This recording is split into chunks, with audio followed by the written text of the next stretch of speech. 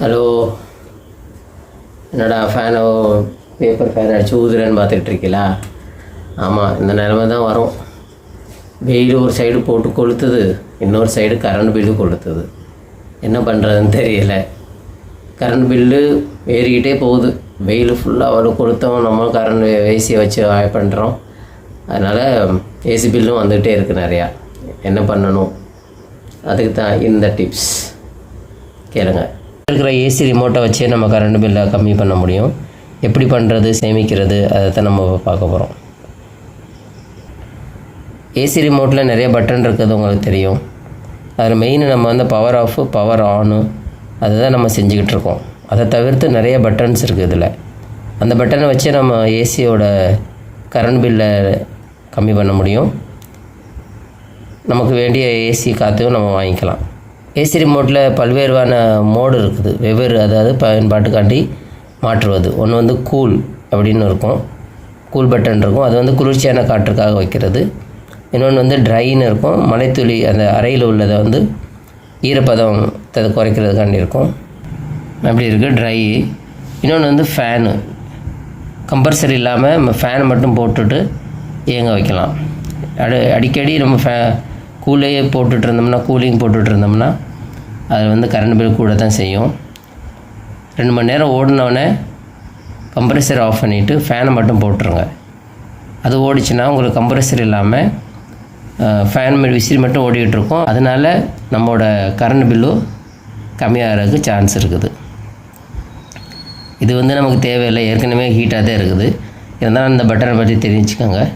Heat, சூடான காற்றுக்காக குளிர்காலத்தில் தேவைப்படும். இப்போ ஏற்கனவே இங்கே வெந்து வேர்த்து வருது, இதில் அது தேவைப்படாது. நெக்ஸ்ட்டு வந்து டெம்பரேச்சர், வெப்பநிலையை அதிகரிக்க அல்லது குறைக்க. இந்த இதுவும் அதிலே இருக்குது. இதை நம்ம யூஸ் பண்ணி கூட நம்ம ரூமோட டெம்பரேச்சரை கம்மி பண்ணிக்கலாம். இன்னொன்று வந்து ஃபேன் ஸ்பீடு. ஃபேன் ஸ்பீடை வந்து காற்றின் வேகத்தை, அதாவது லோ, மீடியம், ஹை, ஆட்டோன்னு இருக்கும். நீங்கள் வந்து மேக்ஸிமம் வந்து ஆட்டோவில் யூஸ் பண்ணி பாருங்கள். ஆட்டோவில் யூஸ் பண்ணிங்கன்னா அந்த உங்கள் ஏசி கரண்ட் இழுக்கிறது கம்மி பண்ணிடும். அதனால் உங்களுக்கு கரண்ட் பில்லும் கம்மியாக சான்சஸ் இருக்குது நிறையா. இன்னொன்று வந்து ஸ்விங். இது இந்த பட்டனும் ரொம்ப ஃபேமஸான பட்டன்.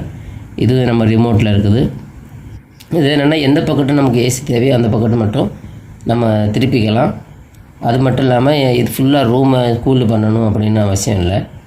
அதை வச்சு இந்த ஸ்விங் பட்டனை வச்சும் நம்மளால் தேவையான ஏசியை நம்ம வாங்கிக்கிட்டு கரண்டை மிச்சப்படுத்தலாம். இன்னொன்று வந்து ரொம்ப முக்கியமானது ஈகோ. இது மின்சாரத்தை பயன்பாட்டுக்கு குறைக்கிறதுக்காண்டியே வச்சுருக்க பட்டன் இது. இதை வந்து 60% வரை கூட நம்ம கரண்டை சேமிக்கலாம். அதனால் நம்ம கரண்ட் பில்லும் கம்மியாக தான் வரும். இன்னொன்று வந்து டர்போ. இது வந்து குறைந்த நேரத்தில் அதிக குளிர்ச்சியை தரும் இந்த பட்டன்னால். இந்த பட்டனை நம்ம யூஸ் பண்ணிவிட்டு நெக்ஸ்ட்டு அடுத்து வந்து நம்ம ஸ்விங்கோ இல்லைன்னா ஃபேனோ அதை வந்து நம்ம யூஸ் பண்ணிக்கிட்டோம்னா கரண்ட் பில்லு கம்மியாக வரும். இன்னொன்று பாருங்கள், ரொம்ப முக்கியமான ஒரு பட்டன் ஸ்லீப். இரவு நேரத்தில் தூங்கும்போது வசதியான வெப்பநிலையை தானாகவே இது பராமரிக்க வைக்கிறது. அதனால் நீங்கள் தூங்குறதுக்கு முன்னாடி இந்த ஸ்லீப் மோடில் போட்டுட்டு ஏசியை நீங்கள் படுத்துக்கோங்க. அதனால் எந்திரிச்சு நம்ம மேனுவலாக அதை கண்ட்ரோல் பண்ண தேவையில்லை. உங்கள் தூக்கமும் கெடாது, கரண்ட் பில்லும் கம்மியாகவே வரும். லைட், ஏசி, டிஸ்பிளேயில் உள்ள வெப்பநிலையை வந்து நம்ம ஆஃப் செய்யலாம், ஆன் செய்யலாம். இன்னொன்று வந்து டைமர். இதுவும் அடுத்தது ரொம்ப முக்கியமான ஒன்று. என்னென்னா ஏசி ஆஃப் அல்லது ஆன் ஆகும் நேரத்தை வந்து நம்ம செட் பண்ணிவிட்டு நீங்கள் படுத்துக்கிறோங்க. 2 மணி நேரமோ 3 மணி நேரமோ ஒரு செட் பண்ணிவிட்டு படுத்துக்கிட்டிங்கன்னா அதை எடுத்து நீங்கள் எந்திரிச்சு ஆஃப் பண்ண தேவையில்லை. அது வாட்டில் மணி நேரம் ஆனவுடனே அதுவே தன்னால் ஆஃப் ஆயிரும். இதனால் உங்கள் தூக்கமும் கெடாது, ஏசியும் நல்லபடியாக ரெஸ்ட் எடுக்கும். இன்னொன்று வந்து பொதுவான பயன்கள் இந்த ஏசி பட்டனே வச்சு நம்ம பண்ணலாம். என்ன அப்படின்னா கூல் மோடை வந்து நம்ம வெயில் நேரத்தில் நம்ம யூஸ் பண்ணுவோம். ஜூன், ஆகஸ்ட்டு அந்த மாதத்தில் நம்ம யூஸ் பண்ணணும். ட்ரை மோடை வந்து மழை காலத்தில் வெளியில் ஃபுல்லாக மழை பெஞ்சு ஈரமாக இருக்கும்ல, அந்த டைமில் நம்ம அந்த பிசுபிசுப்பான உடம்புல ஒட்டும்ல, அதை போக்குறதுக்காண்டி நம்ம ட்ரை மோடை யூஸ் பண்ணிக்கலாம்.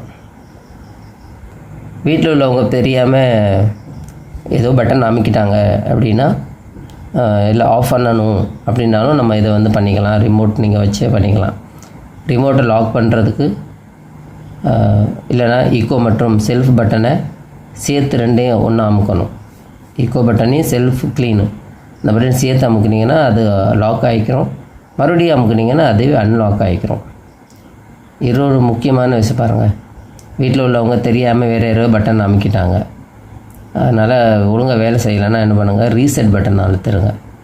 அழுத்திட்டாலும் என்ன நீங்கள் மோடு சேஞ்ச் பண்ணி வச்சுருக்கீங்களோ இதில் நம்ம ஏசியில் அது ஃபுல்லாக க்ளீன் ஆயிரும். முதல்ல இருந்தே டிஃபால்ட்டாக நம்ம ஏசி வந்து ஒர்க் பண்ண ஆரம்பிச்சிடும். கம்பெனிலேருந்து எந்த மோடில் கொண்டு வந்தீங்களோ அந்த மோட்லேயே அதை ஆரம்பிக்கிறோம் வேலை பார்க்க. இந்த வீடியோ உங்களுக்கு பிடிச்சிருக்குன்னு நினைக்கிறேன். பிடிச்சிருந்ததுன்னா லைக் பண்ணுங்கள், ஷேர் பண்ணுங்கள். அடுத்தடுத்த வீடியோ வர்றதை உங்களுக்கு கிடைக்கிறதுக்கு சப்ஸ்கிரைப் பண்ணிடுங்க. நன்றி, வணக்கம்.